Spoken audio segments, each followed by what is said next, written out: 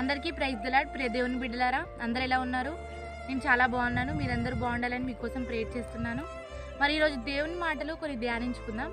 ఏంటంటే, మనం నిజ జీవితంలో శరీరానికి కావాల్సిన ఆరోగ్యాన్ని చూస్తున్నాం, కానీ ఆత్మకు కావాల్సిన ఆరోగ్యం చూడట్లేదు.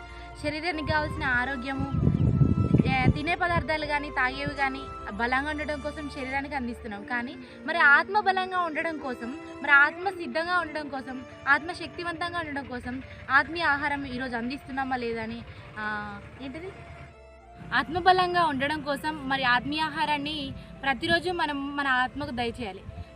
శరీరానికి అయితే 3 పూటలు ఏ విధంగా మనం ఆహారం ఇస్తున్నామో ఆత్మకు కూడా 3 పూటలు అదే విధంగా ఆహారం ఇచ్చినట్లయితే ఆత్మీయ ఆహారం అనగా వాక్యం అనేది మన జీవితంలో మన ఆత్మకు చాలా అవసరం. ఈరోజు మీ జీవితంలో మీరు కూడా శరీరానికే మాత్రమే ఆహారం పెడుతున్నారా, లేదా ఆత్మకు కూడా ఆహారం అందిస్తున్నారా అనేది ఆత్మబలంగా ఉండడం కోసం మరి ఆత్మీయ ఆహారాన్ని ప్రతిరోజు మనం మన ఆత్మకు దయచేయాలి.